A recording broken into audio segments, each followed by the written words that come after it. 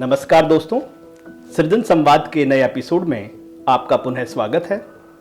आज हमारे खास मेहमान हैं चर्चित कवि, कथाकार, अनुवादक और संपादक श्री विलास सिंह साहब। दोस्तों, श्री विलास सिंह साहब राजस्व सेवा के अधिकारी रहे हैं। आपके 2 कविता संग्रह कविता के बहाने और रोशनी के मुहाने तक प्रकाशित हुए हैं। इसके अलावा आपका एक कहानी संग्रह सन्नाटे का शोर भी प्रकाशित हुआ है। आप विदेशी साहित्य की कहानियों का अनुवाद आप कर चुके हैं, कविताओं का आप अनुवाद कर रहे हैं। इसके अतिरिक्त परिंदे पत्रिका के संपादन से भी आप जुड़े हुए हैं। श्री विलास सिंह साहब, आपका सृजन संवाद के पटल पर स्वागत है। धन्यवाद प्रवीण जी, आपने बुलाया इसके लिए मैं गौरवान्वित हूँ। पहले हम यही जानना चाहेंगे कि साहित्य के प्रति आपका रुझान ये कब शुरू हुआ, कहां से आपकी साहित्यिक यात्रा शुरू हुई? प्रवीण जी, जहाँ तक साहित्य के प्रति रुझान की बात है तो बहुत बचपन से ही मेरे ऊपर मेरे दादाजी का बहुत प्रभाव रहा है। उनको पढ़ने लिखने का बहुत शौक था और गांव में रहते हुए उन्होंने एक अच्छी खासी लाइब्रेरी बना रखी थी। उनके पास 1000-2000 किताबें रही होंगी और सुधा, चांद और इस तरह की जो पत्रिकाएं उस समय की साहित्यिक पत्रिकाएं थी वो आया करती थी और उनके स्टॉक में थी। तो मैं बहुत शुरुआत में उन्हें पढ़ा करता था। उस कारण साहित्य और लोकप्रिय साहित्य दोनों पढ़ने की आदत लगी। और जहाँ तक लिखने की बात है तो जब मैं ग्रेजुएशन में इलाहाबाद में पढ़ रहा था तब मैंने पहली बार कविता लिखी थी। निश्चित रूप से वो कविता उस समय की उम्र के हिसाब से रूमानी कविता थी, लेकिन वो मुझे बहुत, अब जो भी लगी हो, मेरे जो हेड ऑफ डिपार्टमेंट थे हिंदी साहित्य के, उनको इतनी अच्छी लगी कि उन्होंने मुझे कॉलेज की पत्रिका का छात्र संपादक बना दिया।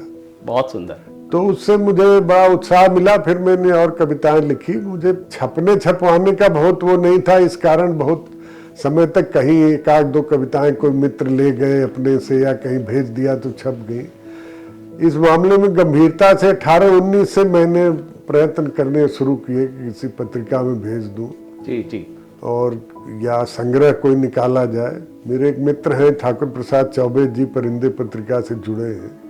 उन्होंने बहुत मुझे इस बारे में प्रेरित किया कि नहीं आप छपवाइए। तो मेरा पहला कविता संग्रह आया था। उसके बाद तो आपने बताया ही है। जी। जहाँ तक अनुवाद की बात है तो वो उसके लिए कोरोना के लॉकडाउन को श्रेय जाता है कि मैं बरेली में बिल्कुल अकेले था, वहाँ पत्नी भी नहीं थी और कोई घर का सदस्य नहीं था। तो 3-4 महीने वहाँ रुके रहने के दौरान समय काटने के लिए मैंने अनुवाद भी शुरू किए। बहुत अच्छे।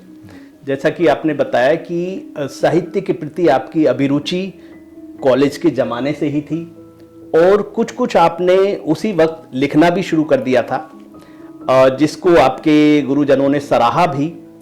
ये अलग बात है कि सेवा में आने के बाद आप बहुत ज़्यादा सक्रिय नहीं रहे और बाद में आपकी सक्रियता जो है, साहित्यिक सक्रियता जो है, वो बढ़ती गई। और जैसा आपने बताया कि 2019 में आपका पहला कविता संग्रह प्रकाशित हुआ। श्री विलास सिंह साहब, कविता के साथ साथ आप कहानी भी लिख रहे हैं जी। तो ये कहानियां कब से आपने लिखनी शुरू की? कहानियां मैंने लॉकडाउन के समय से ही लिखनी शुरू की थी जी। और देखिए, हर व्यक्ति में कहानी कहने की कला होती है जी। लेकिन उसको जो साहित्य के मापदंड हैं उसके हिसाब से वो अच्छे से लिख पाए, वो एक कठिन काम होता है जी। अदरवाइज आप अपने आसपास हमेशा देखते हैं कहानियां। तो मेरे जो पहले संग्रह में कहानियां हैं तो उसमें से 70% कहानियां वास्तविक घटनाएं हैं। जी। ब्रह्म राक्षस एक कहानी है, चरित्रहीन एक कहानी है, कबीरा या घर प्रेम का एक कहानी है जी। ये कहानियां बिल्कुल वास्तविक हैं। एक कहानी सांझ है, वो भी वास्तविक है जी। बस पात्र बदल दिए हैं, थोड़ा बहुत कल्पना का सहारा लिया गया है। तो वो कहानियां शिल्प के बेसिस पे भले बहुत श्रेष्ठ न हो, परिपक्व ना हो, क्योंकि शिल्प तो धीरे धीरे जी जी जी, परफेक्ट होता है, लेकिन वो उनकी जो घटनाएं हैं वास्तविक जीवन है, उनमें वास्तविक जीवन से आपकी कहानियों के जी। विषय जो है वो आए हैं। बिल्कुल वास्तविक जीवन है। मैं तो उनको आइडेंटिफाई करता हूं कि कौन पात्र थे। जी जी जी, अब उनको पात्रों को खोला नहीं जाता। एक उसमें एक कहानी है तटबंध। तटबंध दो हिस्सों में लिखी गई थी। उसका आधा हिस्सा बिल्कुल वास्तविक घटना है, जी, प्रेम कहानी है वो। आधा हिस्सा फिर मैंने ये सोचा कि कम से कम वास्तविक जीवन में नहीं तो कल्पना के संसार में तो सुखांत हो जाना चाहिए। इसलिए मैंने पहले दो कहानियां लिखी थी, फिर अब्दुल बिस्मिल्लाह साहब की सलाह पे मैंने दोनों को एक कर दिया। चलिए, बहुत अच्छी जगह से आपने सलाह ली। जैसा आपने बताया कि साहित्य संदेश देने के साथ साथ वो एक कलात्मक अभिव्यक्ति भी होता है। जी कहानी लेखन, कहानी का अपना एक क्राफ्ट होता है जी, एक उसका शिल्प होता है, और उस शिल्प को साधने में समय लगता है, अभ्यास लगता है, उस सबको समझना होता है। लेकिन विषय जो है कहानी के, वो कभी भी एक रचनाकार के मन में जो है वो आ सकते हैं और उनको शुरुआती रूप में वो अभिव्यक्ति भी प्रदान कर सकता है। हम तो आपको एक मूलतः एक कवि के रूप में ही पहचानते रहे हैं, तो हम चाहेंगे कि आप हमारे जो श्रोता हैं उन्हें अपनी एक दो कविताएं जो है उनके साथ साझा करें। पहली कविता है डर। ये मेरे पहले कविता संग्रह कविता के बहाने में थी स्वागत। और कई साल पहले लिखी गई थी। उसमें आधी कविताएं बहुत अलग अलग समय पे लिखी गई हैं। डर।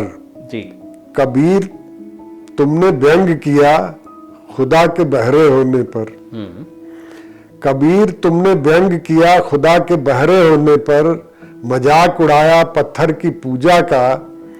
तुमने काशी के अभिजात्य को छोड़ मगहर में मृत्यु चुनी, पर तुम्हारे खिलाफ न तो फतवे जारी हुए सिर काट लेने के, जी, न तुम हुए मॉब लिंचिंग का शिकार मध्य युग के उस क्रूरतम समय में भी। पर तुम्हारे खिलाफ न तो फतवे जारी हुए सिर काट लेने के, न तुम हुए मॉब लिंचिंग का शिकार मध्य युग के उस क्रूरतम समय में भी। और हम आज 21वीं सदी के जनतंत्र में डरे हुए हैं दोहराने में तुम्हारी कविता। बहुत सुंदर, बहुत। और हम आज 21वीं सदी के जनतंत्र में भी डरे हुए हैं दोहराने में तुम्हारी कविता। दूसरी कविता है जब वे आएंगे झुंड में होंगे। जब वे आएंगे झुंड में होंगे, अतीत की महानता का कीर्तन करते, वर्तमान को नकारते और भविष्य के प्रकाश से डरे, अंधेरों की परिभाषाएं बदलते, इतिहास संस्कृति और ज्ञान के आलोक से वंचित, इतिहास संस्कृति और ज्ञान के आलोक से वंचित, पर दिन रात करते इन्हीं शब्दों का जाप। उनके अफवाह के कारखाने दिन रात गढ़ेंगे नई संस्कृति, नए नायक, नए मिथ और नया इतिहास भी। उनके अफवाह के कारखाने दिन रात गढ़ेंगे नई संस्कृति, नए नायक, नए मिथ और नया इतिहास भी। उनके हाथों में होंगे धर्म और जाति की श्रेष्ठता के हथियार, जी, घृणा के मंत्रों से अभिमंत्रित। वाह। तुम जब तक जागोगे अविश्वास से आंखें मलते, तुम्हारे प्रेम और भ्रातृत्व के सारे तर्क कुंद हो चुके होंगे। तुम जब तक जागोगे अविश्वास से आंखें मलते, तुम्हारे प्रेम और भ्रातृत्व के सारे तर्क कुंद हो चुके होंगे और सारे शस्त्र भोथरे। तुम अपनी श्रेष्ठता की ग्रंथ से पीड़ित अपने भद्रलोक में बस रह जाओगे अपने घाव सहलाते। तुम अपनी श्रेष्ठता की ग्रंथ से पीड़ित अपने भद्रलोक में बस रह जाओगे अपने घाव सहलाते, जब वे तुम्हारी दहलीज पर दस्तक दे रहे होंगे तुम्हारी आराम गाहों की प्राचीरों को ध्वस्त करने के पश्चात। बहुत सुंदर। ये कविता आप कहें तो मैं और सुनाता हूँ। एक दिन जब जी, नदी के उस पार किसी उनीदी शाम जब मैं तुम्हारा इंतजार करते थक चुका होऊंगा और मेरी उमंगें फैली होंगी किनारे पर उतरी हुई बाढ़ के कीचड़ की तरह, जी। मेरे सपनों में गुलाबी चिड़िया फिर से बना लेगी एक घोंसला तुम्हारी प्रतीक्षा में। बहुत सुंदर। हरियाली के दूर वाले मोड़ पर जब मैं किसी उचाट दोपहर तुम्हारे ख्याल की तपिश से सराबोर छाया तलाश रहा होऊंगा और किरकिरी सी भर जाएगी स्मृतियां आंखों में, किसी बवंडर से उड़ी धूल की तरह मेरी नींदों में एक तितली लिख देगी शाखों पर तुम्हारी बातों के फूल। बहुत सुंदर। किसी सुनसान सड़क पर अंतहीन यात्रा के बीच तुम्हारे मिलने की उत्कंठा में जब पांव थकने लगेंगे और प्यास का रेगिस्तान फैला होगा, आत्मा के एक छोर से दूसरे सिरे तक मेरे हृदय के आसमान पर उगेगी एक बदली और बो देगी मिलने की आशा का बीज मेरी चेतना की हथेली पर। बहुत सुंदर, बहुत सुंदर। तब जब हम तुम जा चुके होंगे बहुत दूर, तब जब हम तुम जा चुके होंगे बहुत दूर सपनों की इस दुनिया से, एक दिन गोधूल के धुधलके में, एक दिन गोधूल के धुधलके में बच्चों का एक रेला बांसुरी की तान सा बल खाता गुजरेगा इसी रास्ते और उनके पैरों के निशान उग आएंगे हमारे पद चिन्हों पर नई कोपलों की तरह। बहुत सुंदर। जैसे आपने अपनी कविताओं के माध्यम से इशारा किया कि एक कवि, लेखक या रचनाकार को या कलाकार को की जो दृष्टि होती है वो एक आम जन से थोड़ा सा इस मायने में अलग होती है कि वो तार्किकता के नजरिए से चीजों को देखता है, वो निष्पक्षता के नजरिए से चीजों को देखता है और अभिव्यक्ति प्रदान करता है। आवश्यक रूप से एक रचनाकार प्रगतिशील होता है। जैसा अभी आपने कबीर के रचना कर्म के बारे में बात की, अपनी कविता के माध्यम से भी आपने बात की कि भीड़ या आपका लोगों का समूह या जन समूह में प्रचलित या मान्यता के रूप में भी स्वीकार कोई भी विचार जो तर्कशील नहीं है उसका रचनाकार विरोध करता है, लेकिन अपने इस प्रतिरोध के स्वर को अक्सर वो अपनी रचनाओं तक सीमित रखता है। अक्सर वो जन के बीच जाने में आपका असुविधा महसूस करता है और किसी जन आंदोलन में उसकी भागीदारी जो है वो हम नहीं देख पाते हैं जी। तो इस बारे में आप क्या कहना चाहेंगे? हाँ, दो बातें। पहले तो आपने कहा कि उसको रचना के माध्यम से ये होता है और आम जन से थोड़ा बेहतर होता है, प्रगतिशील होता है जी। तो ये होता है कि नहीं होता है तो मैं नहीं कहूँगा, लेकिन ये अवश्य है कि उसको होना चाहिए। और दूसरी बात रह गई आम जन के बीच में जाने की, तो आम जन के बीच में जाने का सिर्फ यही नहीं एक उपाय है कि हम उनके जुलूस में शामिल हो या उनके साथ खड़े होकर नारे लगाएं जी। आम जन के बीच हम अपनी रचना के माध्यम से भी जाते हैं। मैं बहुत लोगों की असहमत के बावजूद ये कहना चाहूंगा कि साहित्य क्रांति नहीं लाती जी, और आज तक शायद कहीं नहीं लाई है। लेकिन ये मैं कहूंगा कि क्रांति के लिए भूमि, जो वैचारिक भूमि है, उसको निर्मित करने में साहित्य का बहुत बड़ा योगदान होता है। बेशक बेशक। साहित्य हमको आपको वैचारिक रूप से परिष्कृत करता है, हमको उन मानवीय मूल्यों के प्रति जिनके लिए जिया जा सकता है, जिनके लिए मरा जा सकता है। जी जी जी। स्वतंत्रता, समानता, बंधुत्व, न्याय, ये जो मूल्य हैं, इनके लिए आपके मन में जो संस्कार साहित्य डालता है, उसी से आप बेहतर मनुष्य होते हैं। और जब वक्त आता है, इन मूल्यों का क्षरण होता है, तो आप उसके विरुद्ध खड़े होते हैं। साहित्य का योगदान यही है। किसी की 2-3 पंक्तियां मुझे याद है, मराठी कवि थे जी, कि साहित्य, कविता हथेली पर सरसों नहीं उगाती, कविता हथेली पर सरसों नहीं उगाती, दोस्त उसके उगने के लिए जमीन तैयार करती है। बहुत सुंदर, बहुत सुंदर। अगर आप प्रत्यक्ष रूप से भी किसी आंदोलन में भाग ले तो एक नागरिक के रूप में, एक मनुष्य के रूप में आपसे वो भी अपेक्षित है। जी जी जी। लेकिन अगर नहीं आप भाग लेते हैं तो भी ऐसी कोई बात नहीं, आप अपने साहित्य के माध्यम से आप हस्तक्षेप कर ही रहे हैं। बस ये है कि आपके हस्तक्षेप और प्रतिबद्धता में ईमानदारी होनी चाहिए, सिर्फ लफाजी नहीं होनी चाहिए, क्योंकि वो चीज देर सबेर जनता के सम्मुख आ जाती है और उससे साहित्य की विश्वसनीयता कमजोर होती है। बड़ी खूबसूरत बात आपने कही कि साहित्य हमें एक बेहतर मनुष्य बनने में मददगार साबित होता है। और दूसरा आपने कहा कि सिर्फ मूल्यों की बात करना काफी नहीं है, उनके प्रति आपकी प्रतिबद्धता का होना भी, आपकी वैचारिक ईमानदारी का होना भी जरूरी होता है। तभी आपकी जो रचना है और आपका व्यक्तित्व है वो अपना प्रभाव और सकारात्मक प्रभाव छोड़ पाता है। आज के वक्त में प्रतिबद्धता का जो ये संकट है जो हमें दिखाई दे रहा है, जैसे जो हमारे रचनाकार हैं, लेखक हैं, कवि हैं, वो किसी पर्टिकुलर राजनीतिक दल के प्रति आपका उनका एक झुकाव होता है, वो अपने समर्थक दल की कमियों को तो नजरअंदाज करते रहते हैं, वहां चुप्पी साध जाते हैं, और दूसरे आपका दल की आलोचना निरंतर वो करते रहते हैं। तो ये जो आपका एक निष्पक्षता का संकट है, इसे आप किस तरह से इसका बयान करना चाहेंगे? ब्लंट तरीके से कहूं तो मैं एक तरह से साहित्य के लिए आउटसाइडर रहा हूं बहुत समय तक। जी जी जी। तो बाहर से जब आप देखते हैं तो आपको बहुत सारी विद्रूपताएं दिखाई देती हैं। शायद अंदर के लोग ये स्वीकार न करें कि ऐसा कुछ है जो आप कह रहे हैं जी, लेकिन ऐसा है।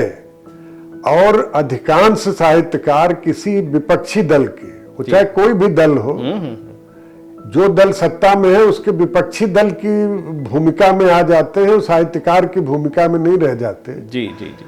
हम साहित्य एस्टेब्लिशमेंट के विरुद्ध होता है, सत्ता के विरुद्ध होता है। जी जी। और सत्ता दल निरपेक्ष होती है। बेशक बेशक। सत्ता परिवार की भी हो सकती है, समाज की भी हो सकती है, राजनीति की भी हो सकती है, एक्स दल की भी हो सकती है, वाई दल की भी हो सकती है। बिल्कुल बिल्कुल। जहां उसका चरित्र दमन करने का हो, साहित्यकार को वहां अपनी आवाज उठानी चाहिए। अगर वो सिलेक्टिव होता है अपने इसमें तो उस पर प्रश्न उठेंगे, प्रश्न उठ रहे हैं। और दुर्भाग्य से कम हिंदी साहित्य में जो विश्वसनीयता का संकट है, जो जन से कट जाने का संकट है, जी जी जी, वो इसी कारण है, जबकि सब कुछ जन के नाम पे लिखा जा रहा है। गोली मारने के आह्वान से लेके जी, बड़ी बड़ी जो वीरतापूर्ण मुद्राएं बनाई जा रही है, सब जन के नाम पे है, लेकिन जन उसे अपना मानने को तैयार नहीं है। और साहित्यकार और साहित्य के पुरोधा इस बात पे विचार करने को तैयार नहीं है। ये एक दुखद स्थिति है। बिल्कुल सही कहा आपने कि विश्वसनीयता का संकट जो है वो आपका गहराता जा रहा है। आप ये अनुवाद का जो कार्य है, आपने बहुत अच्छे विदेशी कथाकारों की कहानियों का अनुवाद किया है, नोबेल पुरस्कार प्राप्त कवियों की कविताओं का अनुवाद किया है। अपने इस अनुवाद के कार्य के बारे में आप हमारे दर्शकों को कुछ बताइए। एक तो प्रवीण जी, अनुवाद के कार्य से साहित्य की एक दूसरी दुनिया से परिचय हुआ जी।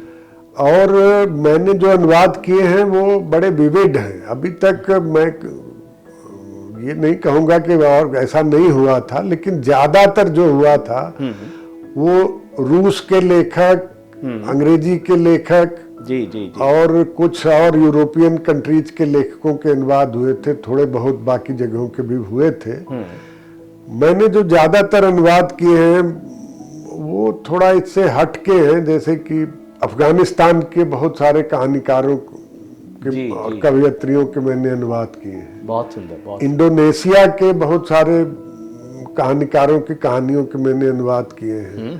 ईरान के, मिस्र के, इराक के, सीरिया के और अर्जेंटीना के, उधर लैटिन अमेरिकी देशों के तो कई लोगों के मैंने अनुवाद किए हैं। जापान के हारुकी मुराकामी का मैंने बहुत सारी कहानियों का, 15-16 कहानियों का अनुवाद किया है। बहुत सुंदर, बहुत सुंदर। और कविताओं में भी जो बड़े नाम है, नोबेल पुरस्कार प्राप्त 12 कवि तो हैं ही, हरमन हेस हैं, गैब्रिएला मिस्ट्राल हैं, और यारोस्लाव साइफर्ट हैं, चेस्लाव मिलोश हैं, विस्वावा शिम्बोर्स्का हैं, जोसेफ ब्राडिस्की हैं, जी जी लुइस ग्लुक तक हैं उसमें। और उसमें अंग्रेजी के नहीं है, क्योंकि अंग्रेजी के ज्यादातर पढ़े गए हैं, तो होते रहे हैं उनके अनुवाद और उन्हें हम पढ़ते रहे हैं।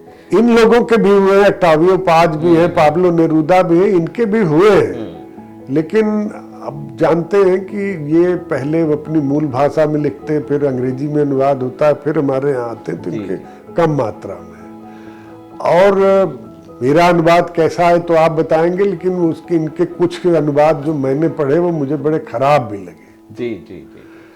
तो और कविताओं के अनुवाद पे मैं भी दावा नहीं कर सकता, कविताओं के अनुवाद बहुत कठिन चीज है, तो वो मेरा भी खराब हो सकता है। पहले वाले से थोड़ा बेहतर करने की कोशिश की है। जैसा आपने बताया कि आपने इन देशों के रचनाकारों, कवियों की कविताओं और कहानियों का अनुवाद किया है जी।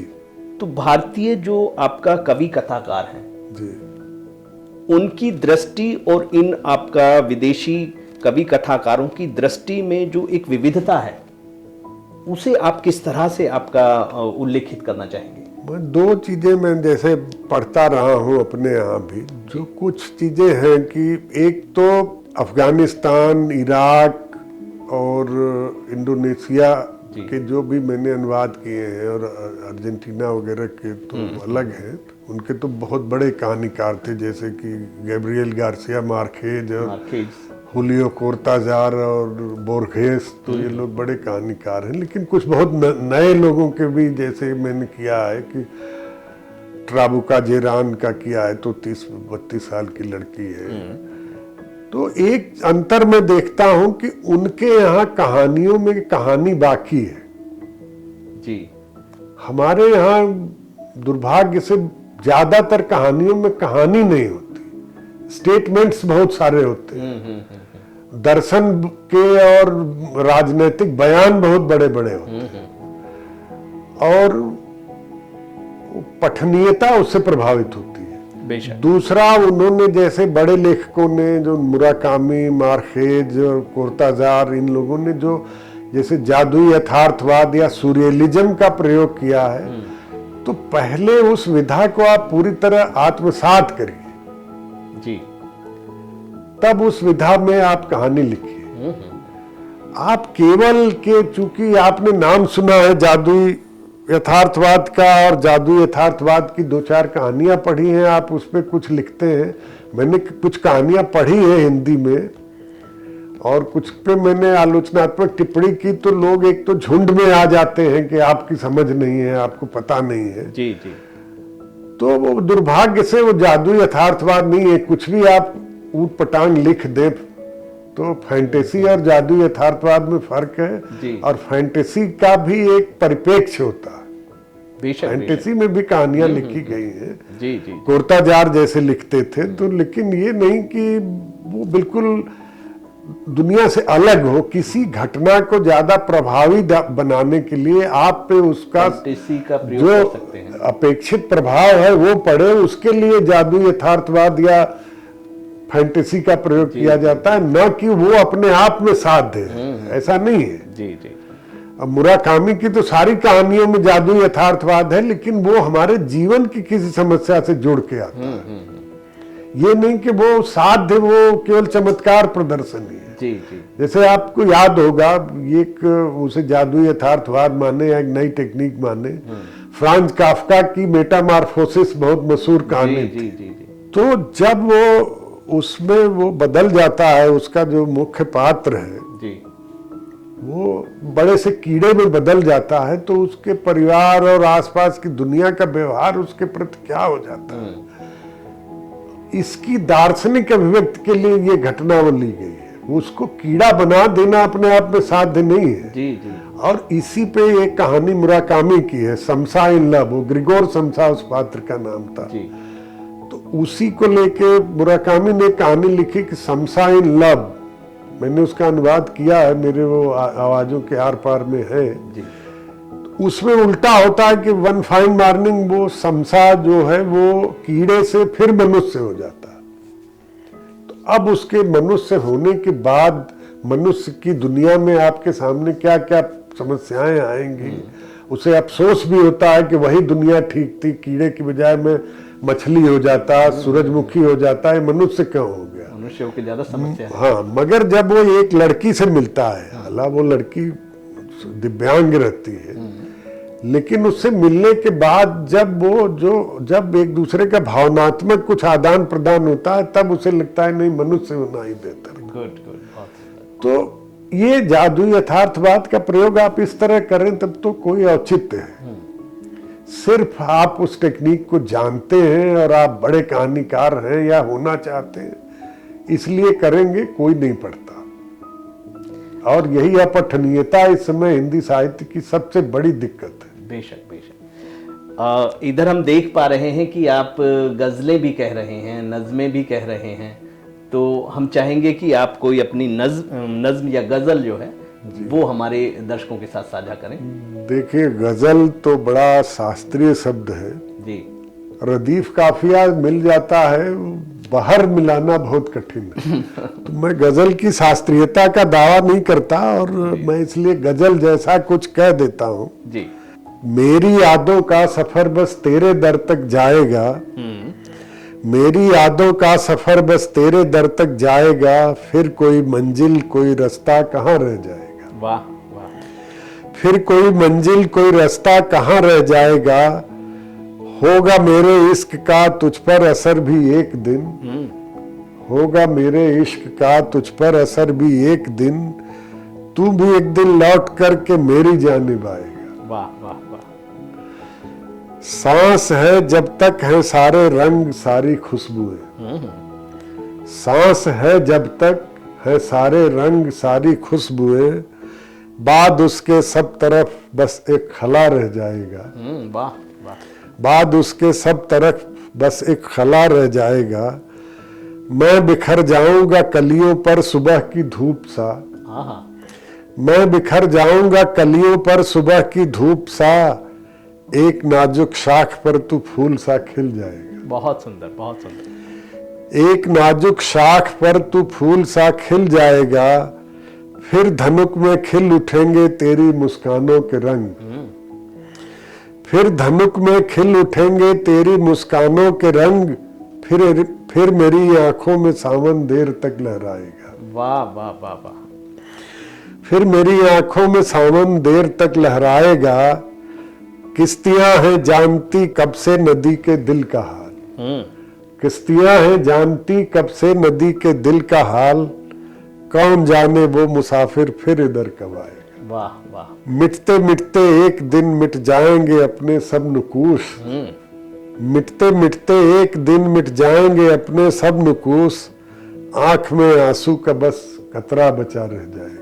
वाह वाह, बहुत सुंदर। एक गजल के और 4-5 शेर। आज के जाने वही जाने जहां याद आया, और फिर मुझको तेरा दर्द निहा याद आया। वाह वाह वाह। और फिर मुझको मेरा दर्द निहा याद आया, कोई जादू है जो दिल से उतरता ही नहीं, कोई जादू है जो दिल से उतरता ही नहीं, जब भी चाहा उसे भूले वो वहां याद आया। क्या बात है, क्या बात। जब भी चाहा उसे भूले वो वहां याद आया, एक हंसती सी सुबह एक महकती हुई सांझ, नीम की छांव में मिट्टी का मकान याद आया। वाह वाह। सारे ही साथ थे जब तक था उजालों का सफर, राहे मक्तल में किसे कौन कहां याद आया, आज फिर उठ रहा जलती हुई बस्ती से धुआं, आज फिर जलते हुए घर का निशान याद आया। वाह वाह, बहुत बढ़िया। श्री विलास सर, आप गाजियाबाद में आपकी जो है पोस्टिंग भी रही है, और काफ़ी समय से आप गाजियाबाद में निवास भी कर रहे हैं, और यहाँ की साहित्यिक गतिविधियों में भी आपकी शिरकत रहती है। तो गाजियाबाद के साहित्यिक परिवेश के बारे में आप क्या राय रखते हैं? देखें, गाजियाबाद जब मैं आया था तो मेरी सबसे पहले मुलाकात शेरा यात्री जी से हुई। जी जी। अब तो वो उनका स्वास्थ्य ठीक नहीं है, कई बार उनके घर भी जाना हुआ है और उनका आशीर्वाद भी मिला है। वो एक आध बार उन्होंने बैठ के मेरी कविताएं और कहानी भी सुनी है। जी जी। ईश्वर करे वो स्वस्थ रहे। और उसके अलावा में एक साहित्यिक माहौल था यहाँ, हमारे एक सीनियर ऑफिसर थे, वो भी कभी सम्मेलन वगैरह कराते थे। तो हाइकू लिखने के लिए जैसे कमलेश भट्ट कमल जी हैं, वहाँ उनसे परिचय था। जी जी।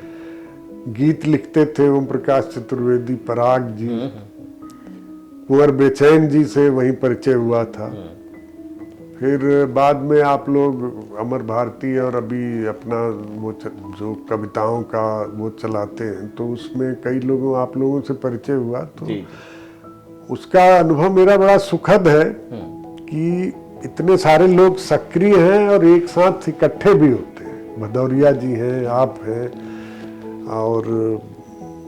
और भी लोग थे, वालोक यात्री थे, गोविंद गुलशन थे, सब मिला के जो आपके अतिथि आते हैं, जैसे रेणु जी थे, संजय कुंदन जी थे, तो मदन कश्यप जी। हाँ, मदन कश्यप जी, एक अच्छा बौद्धिक वो रहता है और गंभीर वो होता है।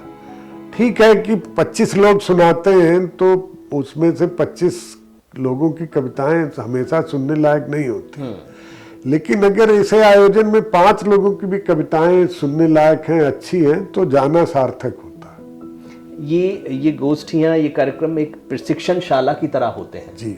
जो नए लोग आते हैं वो आपका वहाँ पे आके सीखते हैं और धीरे धीरे उनमें परिष्कार जो है वो दिखाई देता बिल्कुल। है। श्री विलास सिंह साहब, आपसे हमारी बातचीत बहुत सार्थक रही है।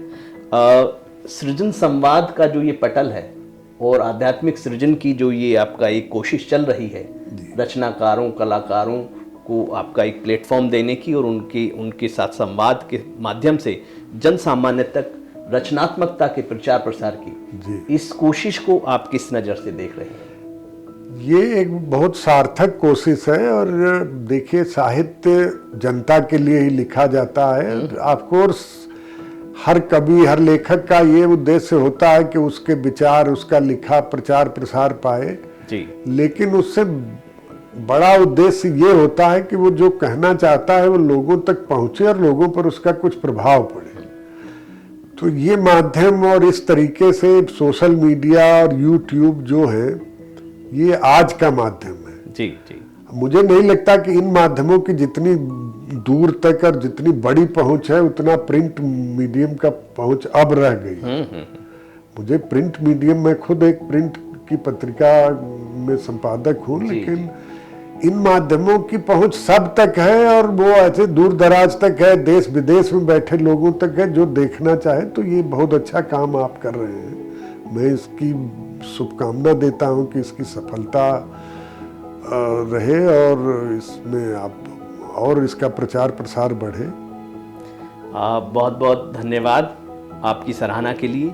आप हमारे सृजन संवाद के पटल पर आए और आपने बहुत महत्वपूर्ण बातें इस संवाद के माध्यम से कहीं। हम आपका पुनः बहुत बहुत शुक्रिया अदा करते हैं। धन्यवाद आपका। बहुत बहुत शुक्रिया दोस्तों। फिर मिलेंगे हम नए एपिसोड में।